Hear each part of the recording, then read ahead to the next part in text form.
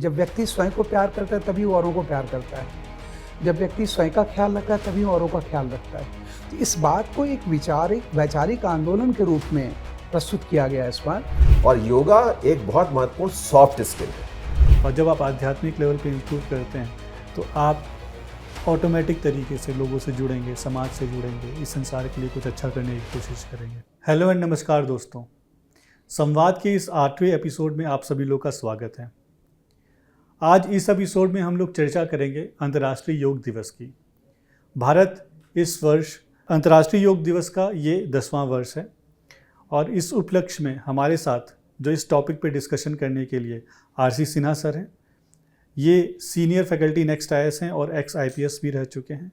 और साथ में ही प्रशांत घोष सर हैं, ये सीनियर फैकल्टी नेक्स्ट IAS हैं। इसके अलावा ये इलाहाबाद यूनिवर्सिटी के head and dean of economics department भी रह चुके हैं। बहुत बड़ी संख्या में इनके छात्र सिविल सेवा परीक्षा को पास करके प्रशासनिक सेवाओं में और एकेडमिक फील्ड में और इसके अलावा सैन्य सेवाओं में भी उच्च पदों पर आसीन हैं। इसके अलावा इनका एसोसिएशन नौसेना से भी रहा है 25 वर्षों तक और वहाँ पर भी इन्होंने अपनी सेवाएं प्रदान की हैं। तो वेलकम सर। सर, मेरा पहला प्रश्न आपसे है सर कि जो अंतर्राष्ट्रीय योग दिवस है वो 21 जून को ही क्यों मनाया जाता है? देखिए, 21 जून जो है पूरे विश्व के लिए एक बहुत महत्वपूर्ण दिवस है।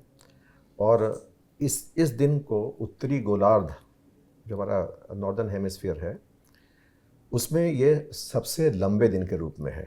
और इसके पश्चात और इस दिन में हम ग्रीष्म का एक सबसे लंबा दिवस मानते हैं। और इसके बाद जो सूर्य है वो हमारा दक्षिणायन हो जाता है। तो ये सूर्य दक्षिणायन हो जाता है, ये 21 तारीख, जून की 21 तारीख योग, आध्यात्म, मनन चिंतन, इसके लिए सबसे महत्वपूर्ण दिवस माना गया है। इसीलिए एक प्रतीक के रूप में हम लोगों ने 21 जून को ही अंतर्राष्ट्रीय योग दिवस के रूप में मनाने का निर्णय किया है। और ये निर्णय संयुक्त राष्ट्र द्वारा पारित हुआ है, जिसको पूरे विश्व ने आज स्वीकार किया है। जी सर। सर, जो एक दशक पहले जब अंतर्राष्ट्रीय योग दिवस को चुना गया था इस 21 जून के लिए, तो सर प्रोसेस क्या थी, कैसे इंडिया ने इसको अप्रोच किया था? इसमें भारत का बहुत बड़ा योगदान है। प्रधानमंत्री श्री नरेंद्र मोदी ने भारत की तरफ से इस बात को प्रस्ताव के रूप में रखा था कि विश्व इस दिवस को, योग दिवस को मनाए, जिसमें 177 नेशंस ने अपनी सहमति प्रदान की।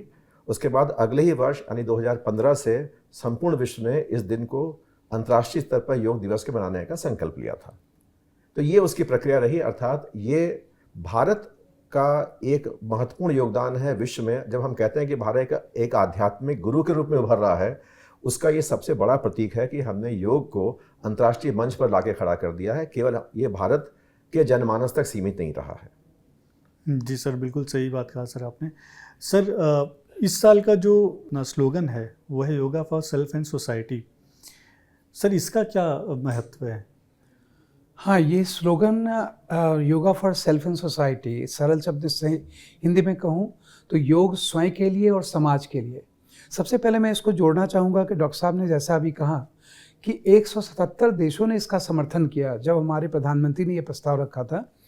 तो ये अपने आप में इस बात का प्रमाण है कि समाज ने स्वीकार किया इसको, अंतर्राष्ट्रीय समाज ने स्वीकार किया। और इसी कारण से एक प्रेरणा मिली कि हमने योगा को और आगे बढ़ाने के लिए इस साल का नारा रखा, yoga for self and society. सरलतम शब्दों में कहें कि सारे लोग ऐसे सुनते हैं, चैरिटी बिगिंस फ्रॉम सेल्फ। ये शरीर हमारा पहला घर है जहाँ हम रहते हैं।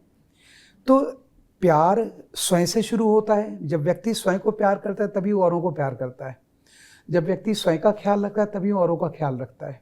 तो इस बात को एक वैचारिक आंदोलन के रूप में प्रस्तुत किया गया इस बार कि yoga for self and society. अगर आप योग से जुड़ते हैं स्वयं को, तो मन, शरीर, आत्मा को जोड़ते हैं आप। ये थोड़ी बड़ी बात लगती है युवाओं के लिए कि ब्रह्मांड से आप जुड़ते हैं। मैं ऐसा कहना नहीं चाहूँगा। मैं सरल शब्दों कहना चाहूँगा कि मन है, शरीर है, आत्मा है, ये तीनों चीज़। और मन और मस्तिष्क में दो बातें होती हैं। मस्तिष्क संरचनात्मक पक्ष है, हार्डवेयर है वो। मन जो है वो कार्यात्मक पक्ष है। तो एक तरह से आप समझिए मानसिक स्वास्थ्य, शारीरिक स्वास्थ्य, जब आप दोनों अपना बनाते हैं तो आपके अंदर प्रसन्नता होती है, सकारात्मक भाव होते हैं, और कहते हैं the way you look at world, आप जब खुद सकारात्मक होते हैं तो दुनिया आपको सकारात्मक ही दिखने लगती है।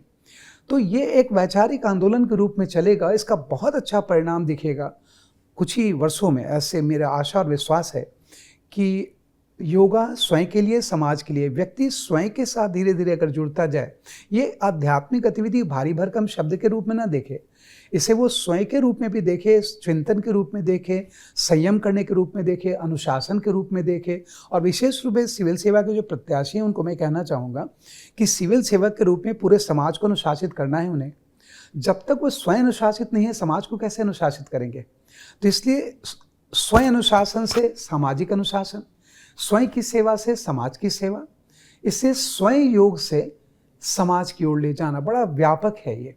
और इसलिए ये इसका अंतर्राष्ट्रीय परिप्रेक्ष्य भी है जो मैं प्रकाशित करना चाहूँगा। जी सर, इनफैक्ट सर ये जो योग का अर्थ ही होता है जोड़ना। और अगर इसको हम व्यापक तौर पे देखें तो आपको खुद से खुद को भी जोड़ना है, खुद से औरों को भी जोड़ना है, और खुद से समाज को भी जोड़ना है, इनफैक्ट विश्व को भी जोड़ना है। बिल्कुल। महर्षि पतंजलि ने योग सूत्र अपना जो लिखा है उसमें बहुत इसके बारे में बहुत ही विस्तार से बताया उन्होंने। एक अष्टांगिक मार्ग भी बोला है। जनरली योग को लोग एक मेडिकल प्रैक्टिस की तरह देखते हैं, लेकिन ये ऐसा बिल्कुल नहीं। जैसा आपने बोला कि जो है आपका बॉडी, माइंड एंड सोल, जो शरीर, मन और आत्मा तीनों में एक हार्मनी प्रदान करता है। बिल्कुल। लेकिन इसके अलावा भी सर योग से बहुत सारे ऐसे फ़ायदे भी हैं जो हम आर्थिक तौर पे देखें या कूटनीतिक तौर पे देखें। तो सर मैं आपसे पूछना चाहूँगा कि सर योग के आर्थिक फ़ायदे क्या हैं, आर्थिक तरह से कैसे महत्वपूर्ण है? देखिए, हम लोग आज विश्व में एक आर्थिक महाशक्ति के रूप में भी उभरे हैं। आज वो समय नहीं रहा जब हम भारत को थर्ड वर्ल्ड कंट्री या तृतीय विश्व के देश कहा करते थे, बल्कि आज हम third largest economy of the world है। शायद कुछ लोगों को ये बात अटपटी लगे, मैं थर्ड क्यों कह रहा हूँ। तो हम अपनी अर्थव्यवस्था के आकार को दो प्रकार से नाप सकते हैं। एक जिसे हम कहते हैं नॉमिनल एक्सचेंज रेट, जिस पे हम 5वें नंबर पर हैं, लेकिन एक क्रय शक्ति क्षमता जिसमें हम 3रे नंबर पर हैं। तो मुझे ये बहुत एक पॉजिटिव लगता है भारत के बारे में। कहाँ हम एक भारत के लिए एक बड़ा खराब शब्द यूज़ करते हैं कि थर्ड वर्ल्ड कंट्री है, तृतीय विश्व के देश हैं, लेकिन आज हम थर्ड लार्जेस्ट इकॉनमी है। और इसमें हमारे युवा शक्ति का, हमारी आध्यात्मिक शक्ति का, इन सबका बहुत योगदान है। अब मैं यहाँ पर आपने कहा कि आर्थिक पक्ष क्या है। आज भारत का सारा फोकस शिक्षा और स्वास्थ्य के साथ साथ स्किल डेवलपमेंट पर है, कौशल विकास पर है। और योगा एक बहुत महत्वपूर्ण सॉफ्ट स्किल है।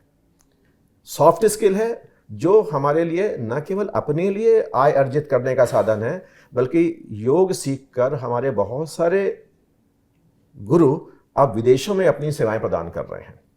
और हम कहते हैं कि योग एक ऐसा प्रकाश है जिसको जलाने पर उसकी लौ धीमी नहीं पड़ती, इसकी लौ बढ़ती जाती है। और जितना आप इसका अभ्यास करेंगे वो लौ और बढ़ती जाती है।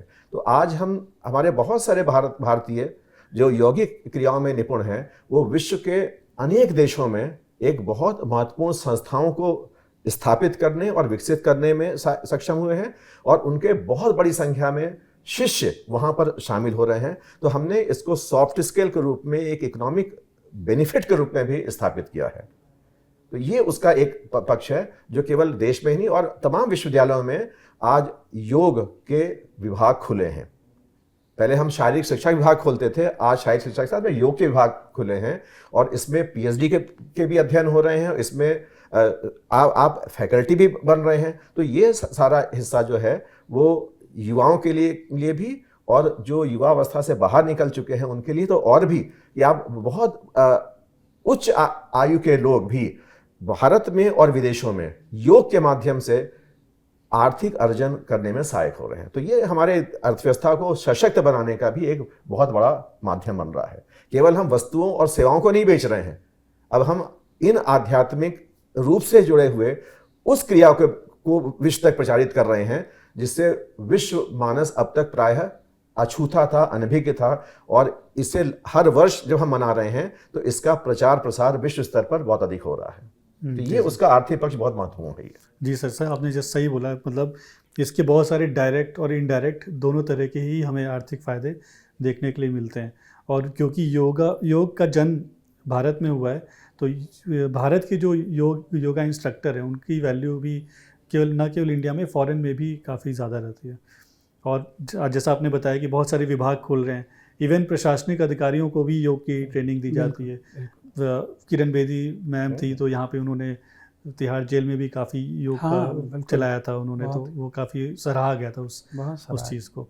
सर योग का एक बहुत बड़ा जो एस्पेक्ट है वो ये है कि कूटनीतिक पक्ष में इसका काफ़ी महत्व रहा है भारत के लिए। तो सर मैं चाहूँगा इसके कूटनीतिक पक्ष पे आप थोड़ा सा प्रकाश डालें। हाँ, कूटनीतिक पक्ष, मैं धन्यवाद करना चाहूँगा आपका कि आपने बहुत संवेदनशील पक्ष को उठाया है। सरल शब्दों में मैं कहूँ कि भारत सूचना संचार, बहुउद्देशीय संचार उपग्रहों के विकास के साथ 80 के दशक के बाद धीरे धीरे भारत एक सूचना प्रौद्योगिकी के शक्ति के रूप में उभरा, आईटी पावर के रूप में। लेकिन आईटी पावर में क्या है कि आपकी प्रतिस्पर्धा कई देशों से है जो समान रूप से शक्तिशाली हैं। उसके बाद भारत एक परमाणु शक्ति के रूप में उभरा, खास करके पोखरण 1, पोखरण 2 न्यूक्लियर कमांड, और 2018 से हमने परमाणु शस्त्रों के विकास किए अपनी न्यूनतम सुरक्षा आवश्यकता बनाए रखने के लिए। लेकिन इन दोनों में देखिए क्या है, परमाणु शक्ति के रूप में भी आपकी प्रतिस्पर्धा है, परमाणु देशों से ही है, सूचना प्रौद्योगिकी के रूप में प्रतिस्पर्धा है। लेकिन सबसे बड़ा कूटनीतिक लाभ इसका यह है योग का, इसमें कोई प्रतिस्पर्धा हमारी नहीं है। हम एक तरह से पूरे विश्व में बॉस हैं और इसमें हमारे से कोई प्रतिस्पर्धा कर भी नहीं पाता है। तो इससे कारण से जो हमारा लगातार ये प्रयास रहा है संयुक्त राष्ट्र संघ में स्थायी सदस्यता प्राप्त करने का, तो उसमें बार बार ये पूछा जाता है कि भारत के इसमें क्या अनोखापन है ऐसा कि 5 देशों को, परमाणु देशों के बाद भारत को एक स्थान दिया जाए, भारत को क्यों छठा परमाणु देश बनाया जाए, भारत को संचार प्रौद्योगिकी के रूप में क्यों लिया जाए। लेकिन आध्यात्मिक महाशक्ति के रूप में भारत का कोई जोड़ ही नहीं, कोई दूसरा मेल ही नहीं है। तो इसका एक कूटनीतिक लाभ ये मिला है कि हमारा दावा जो स्थायी सदस्यता का था वो बहुत मजबूत हो गया और इस शक्ति की कोई प्रतिस्पर्धा नहीं है, पहली बात। दूसरी बात मैं कहना चाहूँगा कि देखिए, सूचना यदि सैटेलाइट उपग्रह के माध्यम से संरचनात्मक विनाशात्मक दोनों होता है। जैसे आप अगर सैटेलाइट डला दें तो उस अंतरिक्ष कार्यक्रम है, उसके ऊपर विस्फोटक लाद दें तो वो मिसाइल कार्यक्रम है। परमाणु शक्ति में भी परमाणु बिजली बना लें सकारात्मक है, परमाणु बम बना दें विनाशात्मक है। लेकिन अध्यात्म का कोई विनाशात्मक पक्ष नहीं है। तो हमने ये एक ऐसा पक्ष उठाया है जिसमें विनाश की कोई बात ही नहीं है, हमेशा विकास की बात है। इसके कारण से हमारा कूटनीतिक पहचान पूरे विश्व में 10 वर्षों में ही इतनी शक्तिशाली हुई है कि मैं सम्मान कहना चाहूँगा कि 21 जून को हम पूरी दुनिया को मैट पर बैठा देते हैं। जी सर, बिल्कुल सही बात है। सर इससे जुड़ा एक सवाल और भी है, कई सारे लोगों को ये डाउट रहता है कि क्या इसका धर्म से कोई लेना देना है योग का? सबसे पहले मैं स्पष्ट करना चाहूँगा कि धर्म का आशय किसी संप्रदाय, हिंदू, मुस्लिम, सिख, ईसाई से नहीं है। धर्म का आशय धारण से है, कर्तव्य से है। और योग को विकसित करना स्वयं के लिए, समाज के लिए, ये कर्तव्य है, धर्म से जुड़ा है ये। लेकिन उस धर्म से नहीं है जो आमतौर पर लोग धर्म का आशय समझते हैं। इसलिए कई बार मैंने प्रत्याशियों को संबोधित करते हुए भी स्पष्ट किया है कि देखो, पंथ निरपेक्ष शब्द बोला करो हिंदी में, धर्म निरपेक्ष मत बोला करो। अगर कोई राष्ट्र धर्म निरपेक्ष हो जाएगा तो राष्ट्र है ही नहीं। तो इसका धर्म से संबंध है, लेकिन धर्म से आशय यहाँ कर्तव्य से है। तो योग स्वयं के लिए भी विकसित कीजिए, औरों के लिए विकसित कीजिए, विश्व के लिए विकसित कीजिए। और हमने G20 में कहा कि 1 अर्थ 1 फैमिली 1 फ्यूचर। तो 1 अर्थ 1 फैमिली 1 फ्यूचर का सबसे प्रभावशाली सूत्र, सबसे प्रभावशाली साधन और साध्य योग है, जिसका कूटनीतिक लाभ भारत को निसंदेह मिल रहा है एक आध्यात्मिक महाशक्ति के रूप में। जी सर, इनफैक्ट इसको बहुत सारे विश्व के मंचों से भी, संयुक्त राष्ट्र के वेबसाइट को देखें तो वहाँ पे भी ये चीज़ बताया गया कि सभी पंथ के लोगों ने इसको इक्वल तरीके से अपनाया है। बिल्कुल। और इसमें किसी एक पर्टिकुलर पंथ का आधिपत्य नहीं है। और सभी जगह किसी न किसी फॉर्म में इसको पहले भी किया जाता था।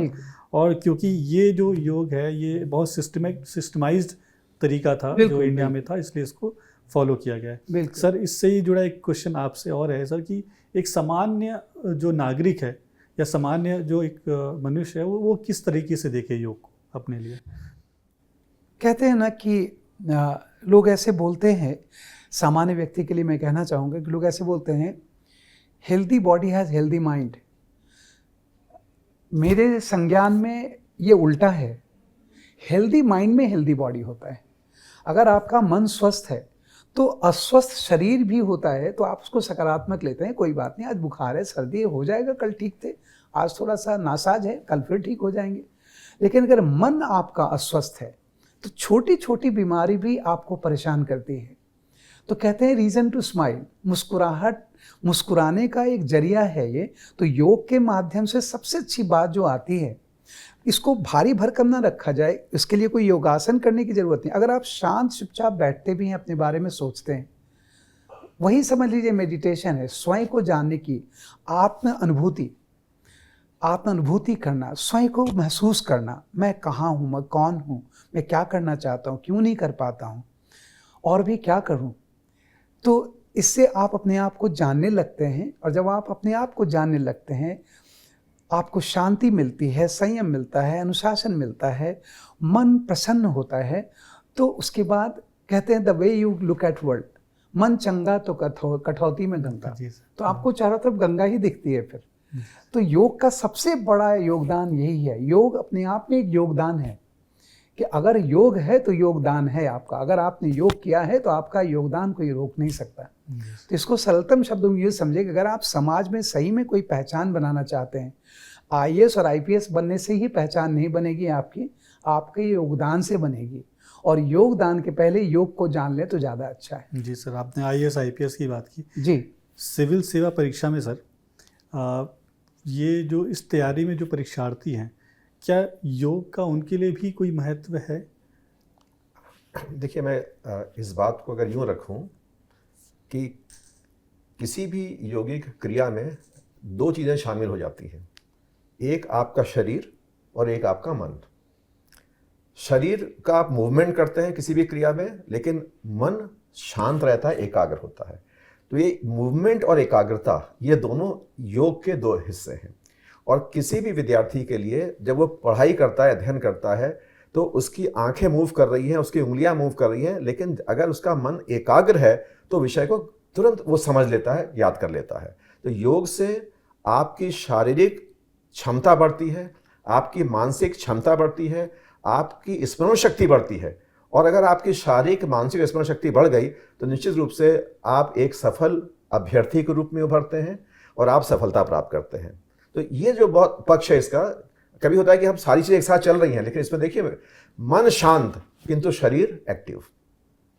तो जिस दिन आप योग करते हैं तो आप इन दोनों का वो सामंजस्य स्थापित कर लेते हैं जो आपकी सफलता का सूत्रपात करता है। अगर आप एकाग्रचित्त होकर कोई भी अध्ययन कर रहे हैं तो आपकी स्मरण शक्ति में वो छपता जाता है। तो तीन पक्ष इसके मैंने बात की, एक शरीर का, एक मन का और स्मरण शक्ति का। और इन तीनों का होना किसी भी विद्यार्थी के लिए, किसी भी परीक्षार्थी के लिए बहुत आवश्यक है। और जब मन शांत होता है तो कभी भी किसी भी चीज़ से विचलित नहीं होता है, उसको अपने ऊपर विश्वास होता है कि मैं इस कार्य में सफल हो पाऊंगा। और जिस दिन आपका विश्वास अपने ऊपर हो गया तो आपको हर विषय सब आसान लगने लगता है। और जब विषय आसान लगता है तो आपको लगता है कि अब सफलता मेरे बहुत नज़दीक है। तो ये भी एक आपकी सोचने की शक्ति है, जिसको जितना पॉजिटिव आप ले जाएंगे उतना ही आप सफलता की ओर ले जाएंगे। तो इसलिए कभी भी मत समझिए कि, और हम ये कहते हैं कि जब आप अपना दिन, एक विद्यार्थी अपना दिन प्रारंभ करता है तो देखिए योग में कितना अच्छा कहा गया कि सबसे पहले वो सूर्य नमस्कार करता है, यानी उसका दिन शुरू हुआ, सूर्योदय हुआ। तो यही सूर्योदय उसके अपने अध्ययन का सूर्योदय है, यही सूर्योदय उसके अपने परिश्रम का सूर्योदय है, और यही सूर्योदय उसके सफलताओं का सूर्योदय है। तो योग दिवस के प्रथम पहर से, हमने अभी बात की कि दक्षिणायन में सूर्य है, सबसे बड़ा दिन है, लेकिन हम तो रोज कहते हैं कि रोज आपका सूर्योदय है। तो उस सूर्योदय को अपने जीवन में, अपने अध्ययन में जब विद्यार्थी उतारते हैं तो निश्चित रूप से उनके लिए सफलता का सूर्योदय भी होता है। तो मैं योग को उस रूप में लेता हूँ। जी सर, बिल्कुल सही बात कही आपने, क्योंकि सिविल सेवा के जो परीक्षार्थी हैं, जो अभ्यर्थी हैं, उनको काफ़ी मेहनत करनी पड़ती है। और अगर वो नियमित रूप से योग करते हैं तो कहीं ना कहीं उनको इसका लाभ अवश्य मिलता है। सर, सिविल सेवा के परीक्षार्थी के लिए जो अंतर्राष्ट्रीय योग दिवस है, पढ़ाई से रिलेटेड क्या चीज़ें उनको पढ़नी चाहिए जो उनके लिए इम्पोर्टेंट होंगी? जी, सबसे पहली बात मैं कहना चाहूँगा, डॉक्टर साहब के इस विचार से मैं भी इतना उत्साहित हुआ अभी कि सूर्य नमस्कार से, तो मैं सिविल सेवा प्रत्याशियों के लिए एक बात और जोड़ना चाहूँगा। कोई भी प्रत्याशी हो जो प्रतिस्पर्धा में, जीवन की प्रतिस्पर्धा में है, जो वो सूर्य को नमस्कार करते हैं, तो सबसे पहला भाव क्या आता है?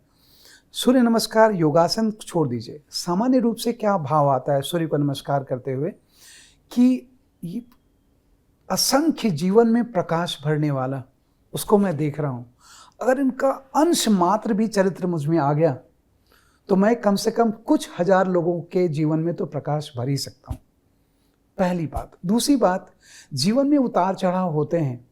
सूर्य ये आपको संदेश देता है कि जो उगता है वो डूबता है, और अगर डूब रहा है तो वो उगता भी है। वो उसकी शक्ति पर है। सूर्य डूबता हुआ हमारे लिए है, कहीं वो उग रहा है। तो वो ये बता देता है कि कभी निराश मत हो, हताश मत हो। डूबते हो तो उग जाओगे, और उगते हो तो डूब सकते हो। दोनों बातें ये मुझे बहुत अच्छी लगती। तो मैं सिविल सेवा के प्रत्याशियों के लिए ये भी कहना चाहूँगा, साथ साथ निबंध के लिए मैं चाहूँगा कि ऐसी चीज़ें वो जोड़ के रखें। कोई भी विषय वस्तु प्राप्त उनके सामने आए, उसे जोड़ना उनके ऊपर है। प्रारंभिक परीक्षा के लिए मैं कहूँगा कि कला संस्कृति के क्षेत्र से वो तैयार अवश्य रखें इसको, कि योग का कब से प्रारंभ हुआ, फिर वेदों के अंदर में थोड़ी जानकारी रखें, प्लस अंतर्राष्ट्रीय योग दिवस बनाने की प्रक्रिया क्या है, इसमें से कौन सा कथन सही नहीं है। इस बार के जैसे प्रश्न आए, उस दृष्टिकोण से कई, मतलब यूपीएससी तो चौंकाता है, इस बार सरल दिया, फिर वो विश्लेषणात्मक करेंगे। मुख्य परीक्षा के दृष्टिकोण से मैं कहना चाहूँगा कि अगर वो ये एक प्रश्न तैयार रखें तो निबंध में भी उनको बहुत लाभ मिलेगा, और वो है कि भारत सूचना शक्ति और परमाणु शक्ति के रूप में निरंतर उभरता रहा, लेकिन दोनों शक्तियों के मध्य एक संतुलन के रूप में भारत आध्यात्मिक महाशक्ति के रूप में उभरा है। आप इस कथन से कहाँ तक सहमत हैं? तर्क सहित उत्तर दीजिए। अगर ये प्रश्नोत्तर तैयार है तो मुझे लगता है कि निबंध में इस प्रश्नोत्तर से ही कई लाभ मिल जाएंगे उनको।